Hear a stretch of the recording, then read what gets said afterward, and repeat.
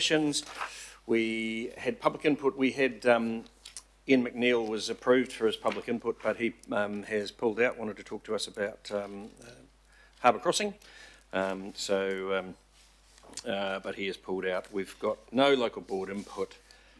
So the first item on the agenda is a water care update. So Mark Crowe, Ben, wander on up, and been practicing with his clicker, so we should be all good to go. But lovely to have you here, Mark, and welcome, and leave it to you. Thank you, and Marina, everybody. I'm Mark Kroll. I'm the Chief Program Delivery Officer at Watercare. So I've been at Watercare now for 5 months, and been brought into Watercare to really set up and deliver the long-term capital program of works, which we're going to outline today. My background is in construction, so had a long career both in New Zealand and Australia in the construction industry on large-scale infrastructure projects, and that's everything from large water, wastewater, power, tunnelling, etc. works. So coming into Watercare at a very exciting time with a lot of work ahead of us, and in the first 5 months working with the executive team to develop what that forward program of works looks like, and that's what we're going to discuss today. So this is our 10-year capital program. We've worked through a prioritisation process, and this is giving certainty to Auckland for growth, resilience, just that long-term planning investment, also around statutory and regulatory requirements. So we've prioritised the program based on 4 key criteria. The first one's around statutory and regulatory and consenting requirements. We have a number of our treatment plant works coming up in the next 5 to 10 years that are going through that consenting or needing to go through reconsenting. So really making that a priority. Renewals, including high risk and critical assets in the local network. As we know, and we've actually probably some of you heard on the radio this morning, there's a significant amount of work to be done across New Zealand in the water industry in terms of renewing our ageing infrastructure. And some of this infrastructure is over 100 years old. So really putting a program in place to ensure that we have an enduring program of work to renew the infrastructure across Auckland. Critical treatment capacity to meet Auckland's projected growth. So that's both in our wastewater and our water sector. And projects already in delivery. So we made a decision that projects in delivery, we would continue with those. So what's happening across Auckland? We've moved from a project approach to dealing on a program approach, so a programmatic approach. Previously, we'd looked at individual projects, and some of those projects might not have been aligned with the overall objectives of supplying wastewater or water to certain communities within the Auckland region. So we've now taken a large number of significant projects and put them into what is logical programs of work. And each of these programs of work has an outcome. So unless you deliver the program, you're not delivering the outcome. And just working through these, the first one is the Rosedale Wastewater Treatment Plant project. So obviously on the North Shore, it's our second largest treatment plant in Auckland. We're going through a renewals program there at the moment, and I'll discuss shortly a significant project that we're actually undertaking as well. The Waitemata Water Quality Improvement Project. So CI, we had the opening of CI last week, significant project for Auckland, 1.6 billion. That project's not complete though, and the outcome's not complete until we build the interconnecting interceptors that link into the CI project. So a number of those project works are underway, and they will form this program of work. The Western Water Supply Program. Western Water Supply Program links out in Huia all the way through to Albany. So a new treatment plant in the Waitakaris, linking through the North Harbour 2 water main, which crosses the Greenhithe Bridge and then through the reservoir in Albany. In that program of work, we've actually got some projects already underway. One of those is the Greenhithe Bridge crossing.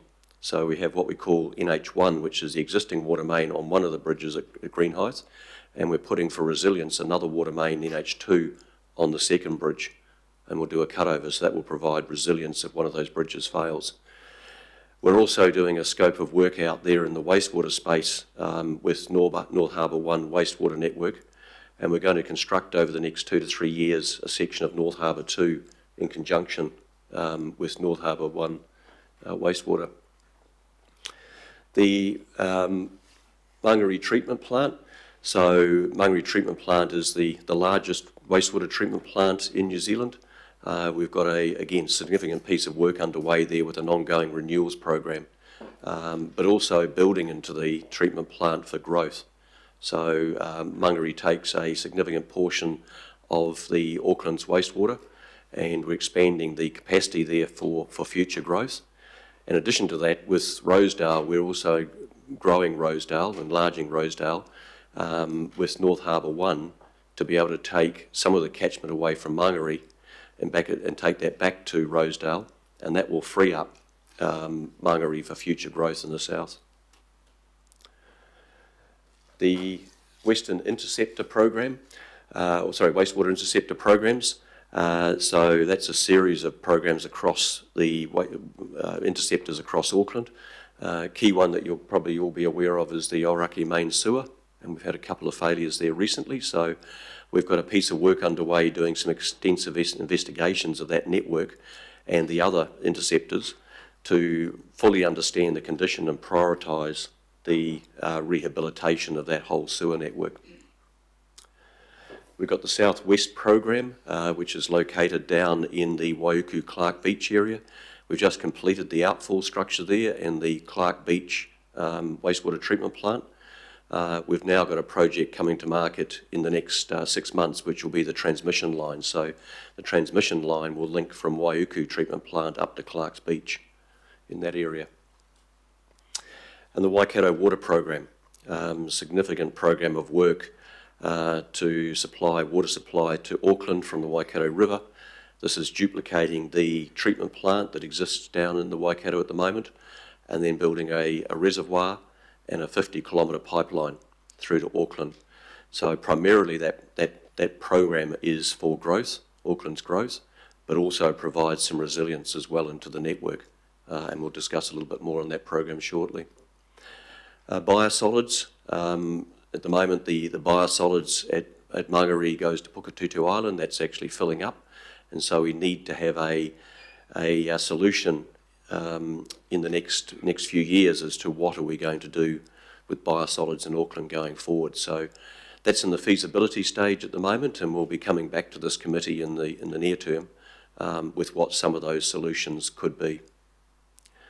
And the renewals and capital projects program. So there's a significant piece of work. This is actually one of the enduring programs. So some of the other programs actually have a finite outcome. So the Waikato water supply program has a finite outcome. Once we've built that program, we've provided that additional drinking water capacity to Auckland. The renewals and capital projects program is enduring, that it'll go on for decades. And this is the program where we're undertaking the upgrades and renewals of the wastewater networks in Auckland, as well as some growth projects in there. This program of work is going to be in the order of in excess of 400 million per year, every year. So significant capital spend to ensure that we're upgrading the network. So that really goes through a summary of the 9 programs that we'll be delivering over the next 10 years and ongoing.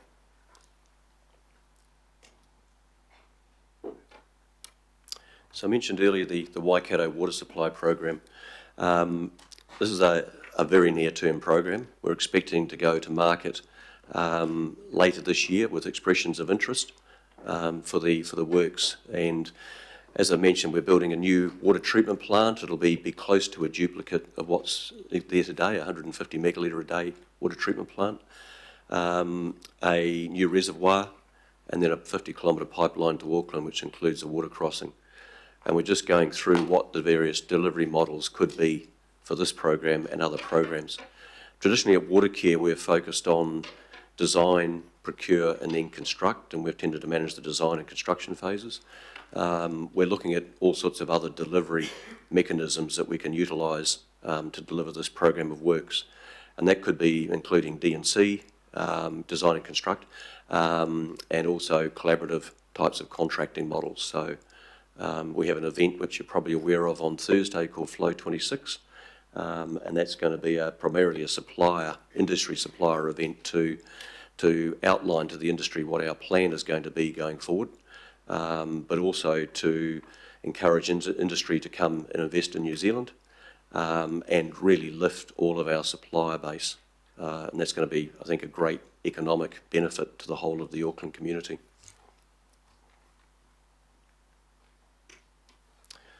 Waitemata Water Quality Improvement Program. So I mentioned Central Interceptor before. The next two interceptors that are coming into that program, first one is Motions Catchment. We're looking at going to market with the Motions Catchment later this year for that interceptor. So again, another significant piece of work which will reduce overflows into the harbour. And the second one is the Avondale Collector. So that's also coming to market in the near term. Rosedale Wastewater Treatment Plant. I mentioned before that we're going through a fairly significant renewals program there, but we're also looking at increasing that capacity. And what you're seeing on the screen at the moment is what we call thermal hydrolysis. So we've already been out and shortlisted proponents for this particular contract, significant contract of work, and we've selected 3 parties that are going through to the next phase. So they're starting next week, going into the whole RFP phase, with the view then by the end of the year we will select a proponent to work then through next year in terms of with Watercare in terms of contractor involvement. So it's a very near-term project that is actually happening. I think one of the key messages today in what we're looking at giving to the community and the industry is that, you know, Watercare for quite some time has said we're going to do things. Quite often we've kicked the can down the road, not done necessarily what we've said or changed. We're putting a program of work today in place that we're going to do what we say we're going to do. And the renewals and capital projects. So, you know, this is in excess of a $400 million year-on-year spend looking at renewing the ageing infrastructure across Auckland. Also in this program we have capital projects, and those projects are looking at the growth areas around Auckland and delivering growth to ensure that we can meet those development needs across the Auckland sector. So just in summary, the projects, key capital projects that are coming to market in the next 12 months, Waikato Water Program procurement in 2027, Rosedale's actually in progress, Motions Catchment improvement, ROI for that, request or for requesting interest from contracting parties, Q4 26, and the Avondale Collector in 27. But in addition to that, there's just the significant projects that we have planned in the next 12 months. On top of that, we have a large range of renewals and growth projects across treatment plants, but also the wider network across Auckland. So the budget for Watercare this year is 1.1 billion, and that's increasing over the coming years up to 1.65, so significant increase in our capital spend.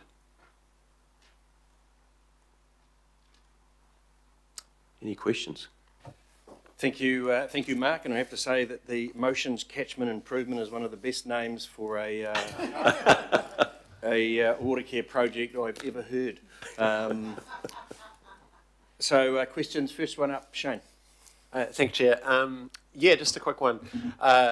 What I didn't see in the plan was the Northern Interceptor, and that's an absolutely desperate project for Te Aratu Peninsula in the northwest and the growth that's been happening there over the last 15 years. So where are we at with that?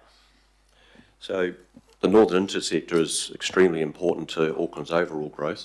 It actually frees up capacity from Mangere Treatment Plant, which is the objective there. So to date we've built the Northern Interceptor Phase 1 and the confluence chamber at Rosedale has just been completed, and we're about to connect that in, so that links the Hobsonville pumping station through. We have a contract approval going to the board next month for phase 2 of the Northern Interceptor, which runs out to Briggins Creek Road and then connects into Whanuapai. And then following that, in the coming years, we have phases 3, 4 and 5, which links back into that Te Atatu area, taking those flows away. Brilliant. Thank you very much. Thanks, Chair. Thanks, Shane. Toe. Kia ora. You know, in this 10-year capital plan, is there a set engagement program that's going to happen, or are we sort of not there yet?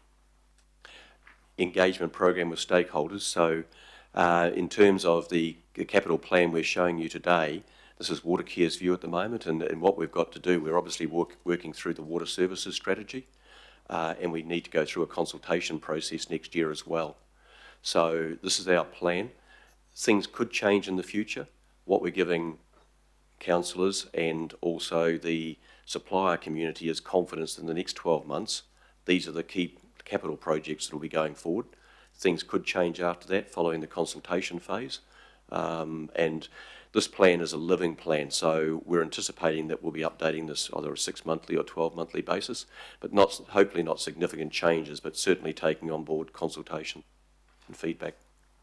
You mentioned reservoir with regards to the Waikato River. Is that the plan to take us away from using the Waikato River, or is it plus? So this is the initial plan. There's a further piece of work in terms of our longer term strategy, looking at Auckland's future water source and what that looks like. So that's just into that initial phase, but that will look at the strategies around taking potentially water away from using Waikato water in the future.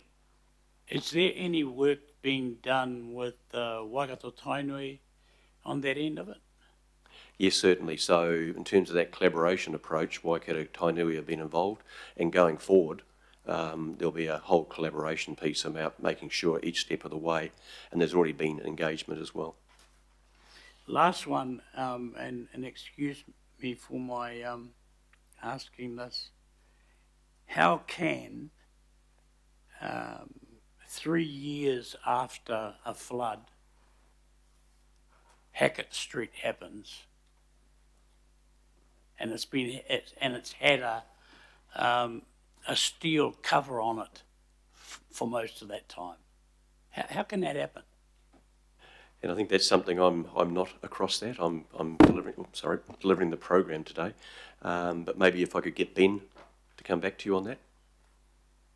Thank you. I would have liked an answer here now. But never mind. I mean, Cool, thank you. what I can say today is that, especially with the renewals program and the work we're doing now and the Interceptor program, we're doing a lot of investigation work into the existing network, and then looking at prioritising the key areas that we think are near-term failures. I just can't figure out. We had a flood, we had an incident, and a cover was put on it for the next 2.5 years, and nothing was done until yesterday. So that's, yeah, cool, thank you. It's okay, and I know that the councillor for that area has had a one-on-one with Watercare to discuss it. So it's I'm sure the same questions are asked. Desley. Well, Mr. Chair, I haven't been, and I get asked by all sorts of people. Yep, and that's right. And so Ben's committed they've committed for Ben to chat to you. So Desley. Yeah, thanks. And there was an email that went around yesterday, I think, with just a sort of an initial response to that. I don't know whether Toe was copied in, but maybe I can send you what I got on it, Toe.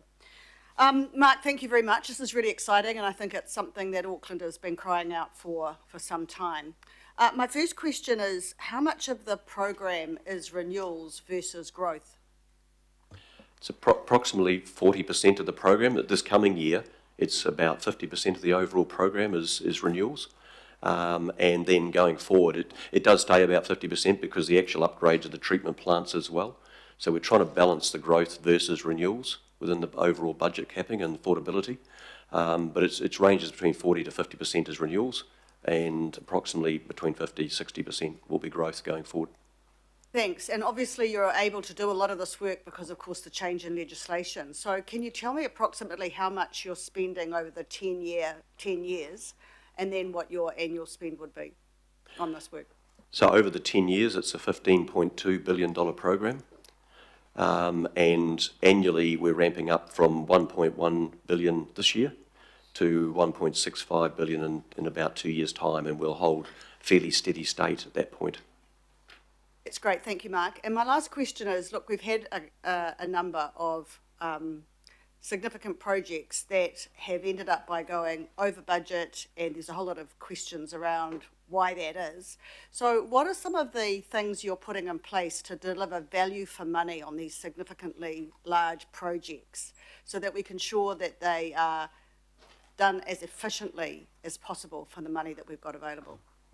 So a key thing we're doing at the moment is looking at our contracting models is one thing, so getting that early contractor involvement into the project. So we're making sure we're building in the actual design aspects, we're getting that advice up front and around the budgeting and costing there.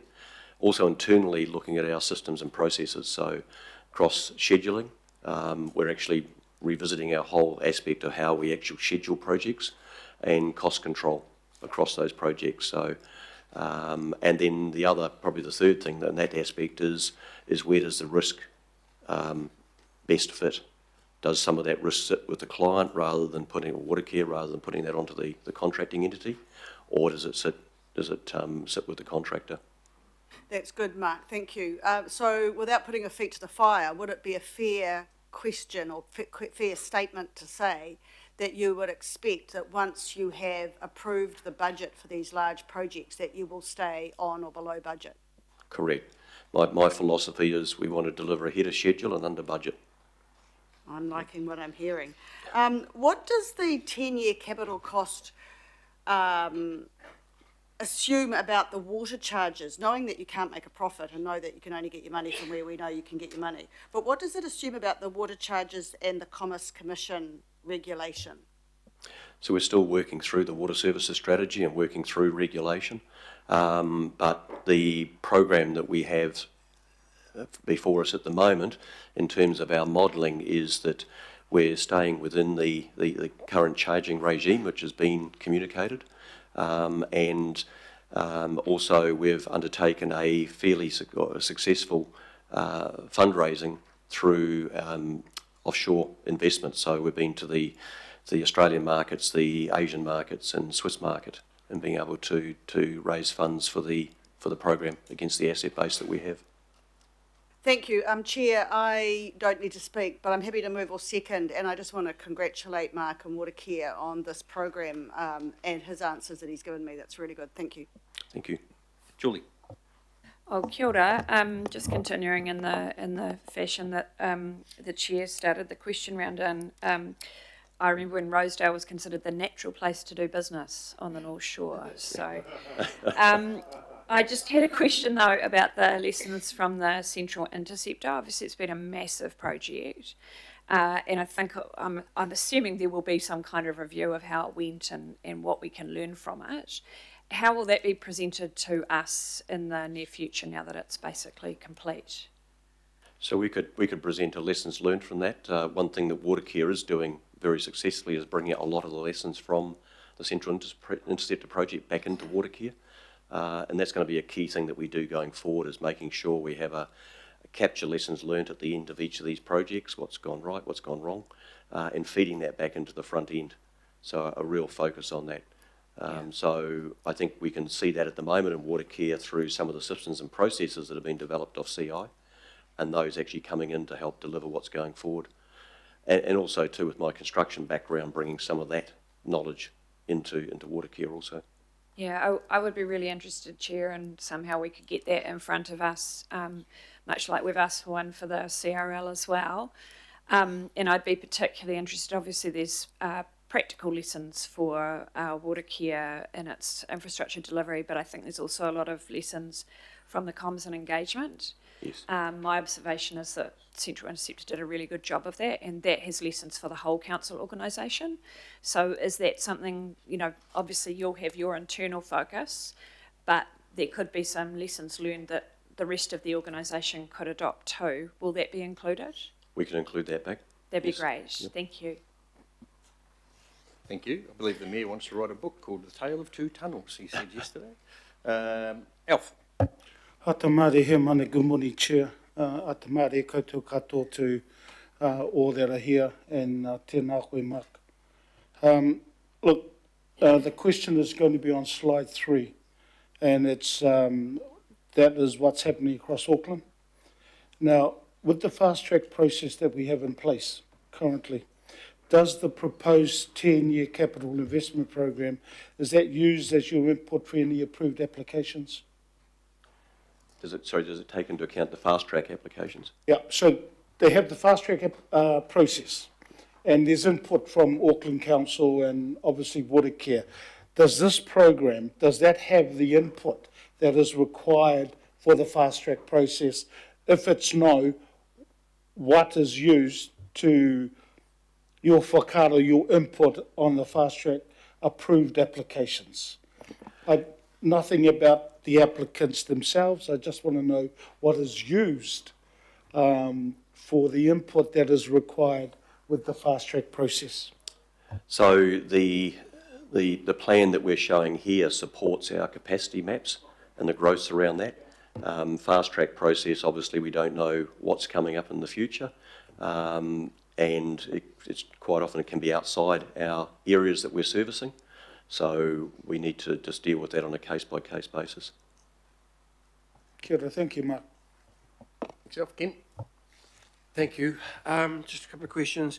I was a little late, sorry. Did you speak about the Huia treatment plant rebuild and the pipeline there? It's been an announcement in our area that the pipeline's now being built first and the treatment plant's being slowed. Is that correct? I did cover that off, but just in that, there's in terms of the pipeline being built first, it's probably the section of pipeline that we're building across Greenhithe Bridge for resilience, and also building a section of the North Harbour 2 pipeline in conjunction with the Northern Interceptor. So the raw water supply line, which was announced the other day, is not got a start date. Is that correct? Correct. We're just finalising the preferred route on that, and then we'll be going through the consenting process to have that consented. So so what was told to the public last week was an indication only. Is that correct? It'll be indication probably. Okay. The solids, one of the considerations is incineration of solids, correct? Are we really close with council on this discussion? Because there's a synergy there where council's looking for how they're going to handle. So are we making sure that the possible dual benefits there are being investigated and kept on the table?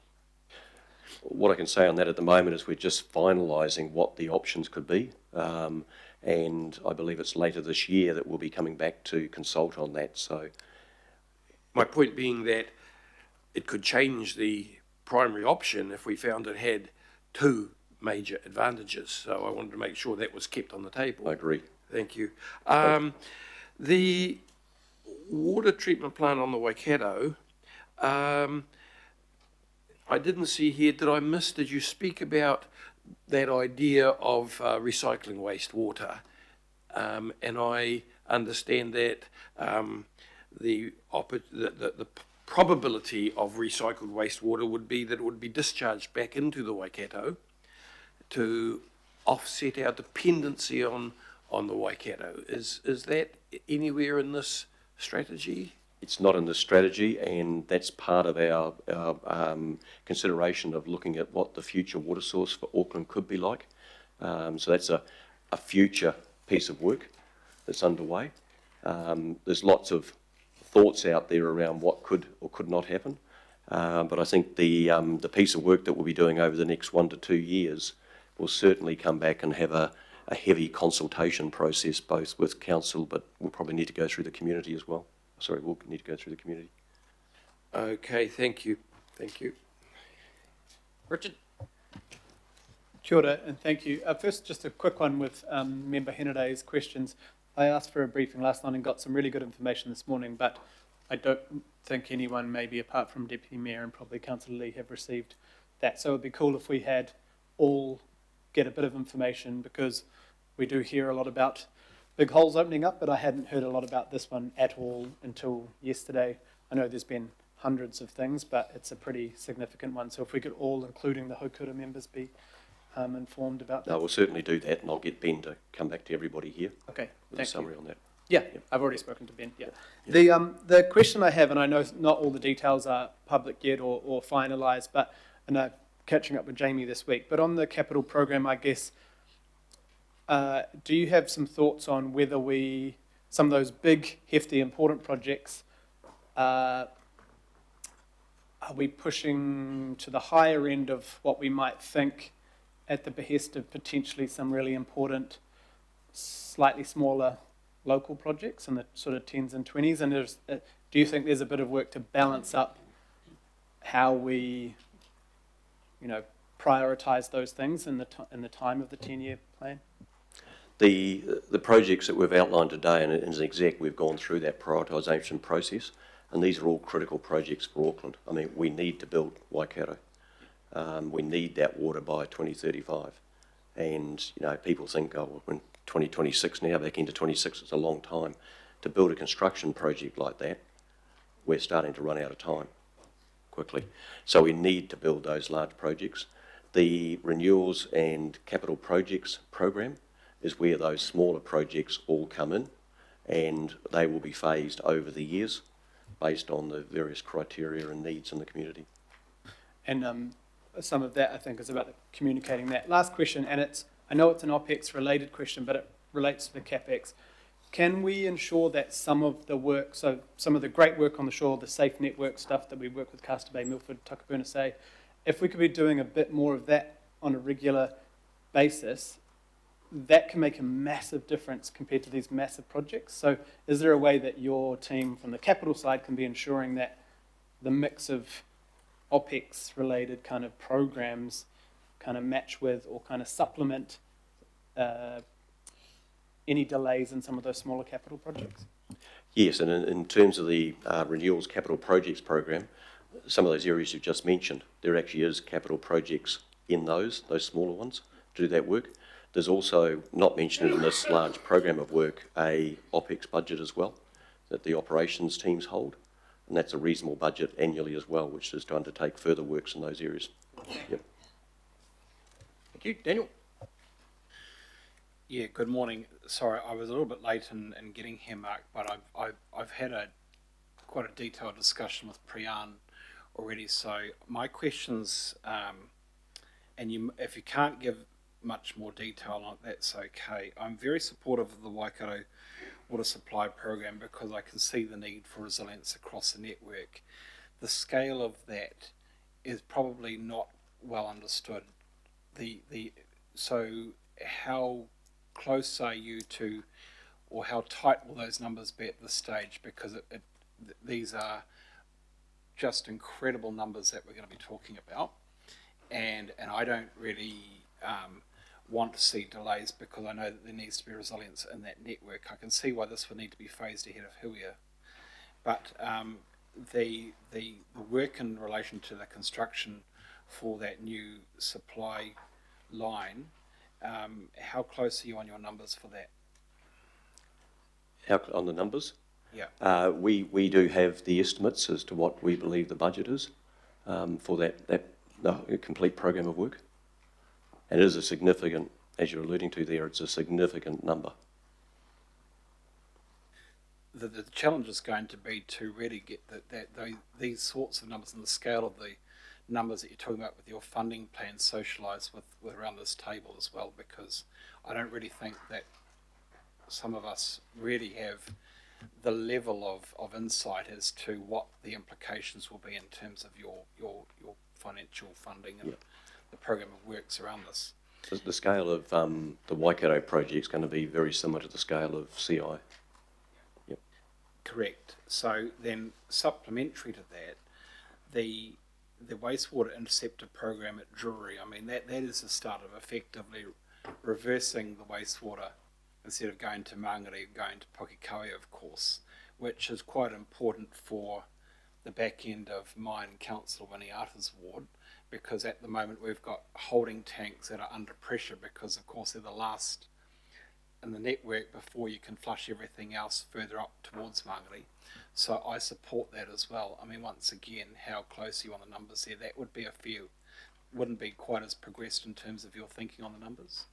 Sorry, I didn't catch that last bit. How close are you on the numbers for the interceptor program at Drury and taking that out to Pukekohe?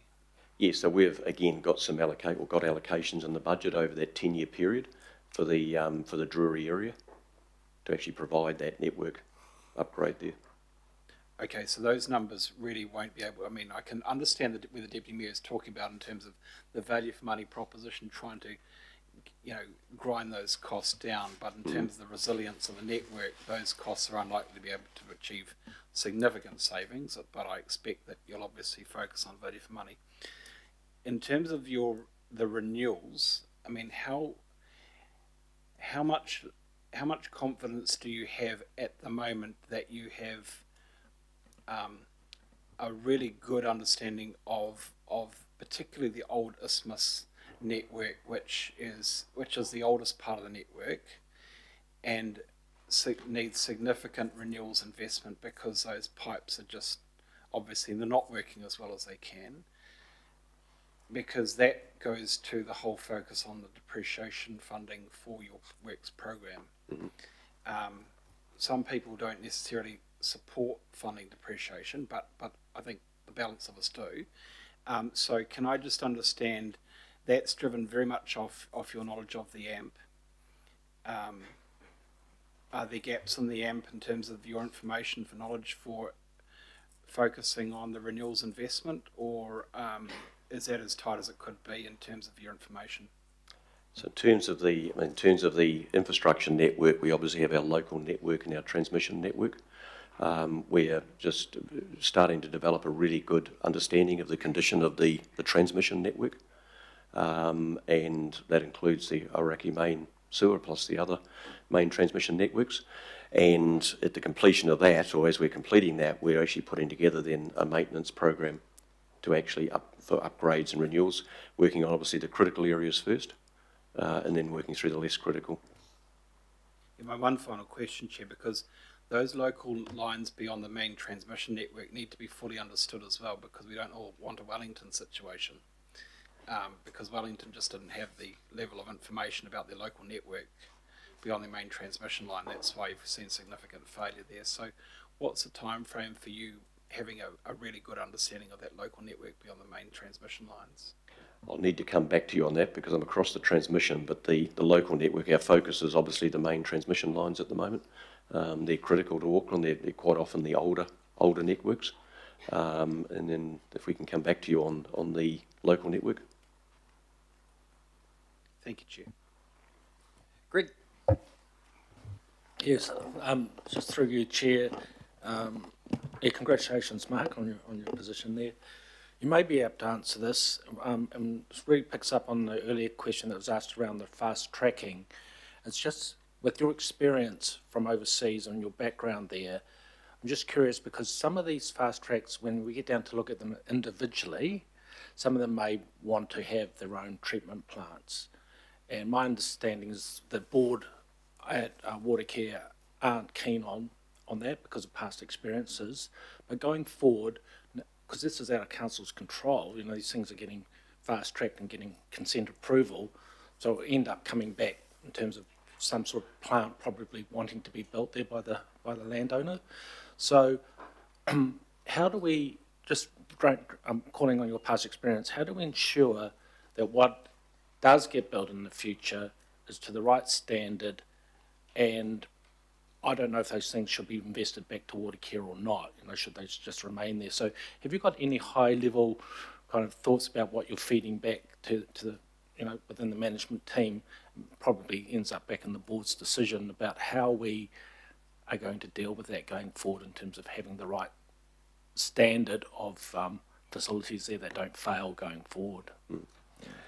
I think there really the key thing is making sure that any networks that are built through the fast track project that may fall outside the water care servicing area are actually built and inspected and approved to the standards that we'd expect everywhere else. And I think we need to be quite diligent on how we do those inspections and potentially even pay greater focus on those areas. Because the risk to all of us is that in the future, if they do come back into, say, water care, and I know we're dealing with some at the moment, where there are some leaks, etc., coming into the system because they weren't built to the standards. So it's really through that inspection process and making sure we hold the developers in those areas to the same standard we'd expect everywhere else. Thank you for that. I might just direct this question to Barry Potter, who's here. And Barry, that's about how we ensure that what mechanisms do we have in our consenting process, etc., to ensure that that what Mark's just outlined, we can actually be diligent, well, not diligent, but then, ensuring the integrity of it going forward. Is that through our own consenting processes, or because I imagine it comes out of water care's direct influence, and then it becomes a council kind of mandate? I believe that's correct, but it does require specialist inspection and oversight, which I think Watercare have. So we do call on Watercare as part of that. Okay, so when fast track gets approved through that approval process, at some future date, if a developer then wants to develop some sort of facility there, they'll have to apply for consent for that. And at that point, we can put the standards in place. I think there's something that might become more I might just prevalent. ask, come and join me, Megan. Thanks, Megan. Just putting my jacket on. Morning, councillors. Yes, so, and I think this is one of the challenges that we know is coming up. We've had it in the past a little bit, but that is why we get our water care involved in all of the fast track applications. If it does get approved through the panel process, and there is maybe some private system approved through, then that can sometimes work fine. But I know that Watercare have had a lot of have some experiences where that has not worked, and that in the future, Watercare or council are often the last person standing and having to deal with that. So in broad terms, council's generally not supportive of having private systems. I think there is a conversation that we'll be shortly having. You had a little bit of it in the Plan Change 120 conversation last week about, in these circumstances, is council going to try and enable this kind of development, or are we going to be quite staunch and just not really want to enable any of this at all? So there is that kind of conversation. We will be having that with you quite soon through the LTP conversation as well. I look forward to those conversations, Mr. Chair. And thank you. Sorry, that's slightly off topic, Mark, but that was helpful. Thank you. Thank you. Ken, just a quick follow-up. Yeah, thank you. Your question, just two very quick ones. Is there anything not happening we should know about? No, I mean, the infrastructure program that we have here is covering all of Auckland. We've tried to balance that with renewals and growth needs. We can't obviously cover everything in the short term. It's a long-term plan, but it is flexible. So that's the key thing I think I want to stress today, is that what you're seeing is, and we will be presenting to the industry on Thursday, is that the next year, this is what we're coming to market with, and we want people to get ready for that, because we've already discussed there's some fairly big chunky projects. Going forward, then we will be looking at priorities within that plan, and that plan will be updated every 6 to 12 months. Thank you. And last thing, when you get vested asset in a depreciated state, who funds that depreciation? Is there any sort of depreciation funding coming from the people who you're getting the asset vested from, or do you start from zero yourselves? I believe we start from zero, but what I'll do is I'll get Ben to come back to you on that. Thank you. Answer that question. Chris? Tēnā koe, Mark. The plight of the orphaned asset. There's been a few over the years. My first question is flowing out of the last question you had from Councillor Newman, whereby his question was around the status of some of the assets, and you were going to get back to him. I just wanted to draw your attention to the fact that this question has been asked at a previous update, as we have had today. So in going back to get further information on it, could you say that this is the second request on that particular item? I'd be very grateful for that. Secondly, I have a question, and it's good to hear the support around the table for wanting to do a comprehensive review around the Central City Interceptor. And maybe it's a question better posed to Barry, I'm not sure. But in framing any review, I'm assuming that there will be some careful consideration given to the original business proposal, the advantages, disadvantages of independence in that situation, the advantages, disadvantages of a CCO equivalent as opposed to a council decision-making process. So I'm assuming that you will be going back to the authors of the original proposal, for those of us who were sitting around the table at that time, to perhaps people who are no longer part of the organisation, people like Raveen Jadaram. And I wonder that it needs some resolution, and I wondered whether the chair would entertain something. I know primarily you are here to talk about the capital investment going forward for the next 10 years, but this is a really important issue for significant projects and investment. Barry, could you speak to it briefly, and whether, Chair, you would consider that there be something within the, rather than just thanking our speaker today, or receiving this report, that we acknowledge that a review will be undertaken? Barry? Council, that would be a well worthwhile exercise. There is a similar exercise underway, independently being done, led independently on CRL, which will be completed probably looking at 2 or 3 months out. This would tie in nicely with that. They're quite different in different ways, but there is much to be learned from how these projects have been commissioned and undertaken. I think that would be well worthwhile doing. I would be really grateful for that, and I think looking at the governance arrangements is a critical part of that. So I'm assuming that in any information being sought or debriefs being given, that there will be the most senior people from the very inception of such a project. But to that end, would the chair entertain formally resolving that such a review be undertaken? Yeah, look, I have no problems with that. I mean, it'd be great to get this before the meeting, so we're not scrambling to jerry up resolutions now. But I have no issue with that. It makes sense. It's been committed to, so I don't think we need a long discussion on it. So Desley was going to move it. If you're happy to rattle up a second part of the recommendation that we undertake a review of the Central Interceptor project, that would be fine.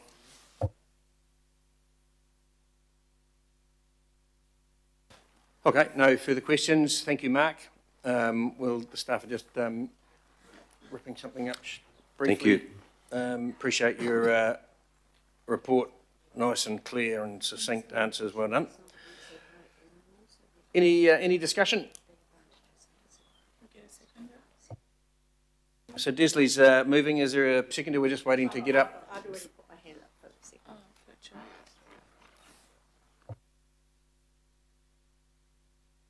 So it'll come up in 2 ticks.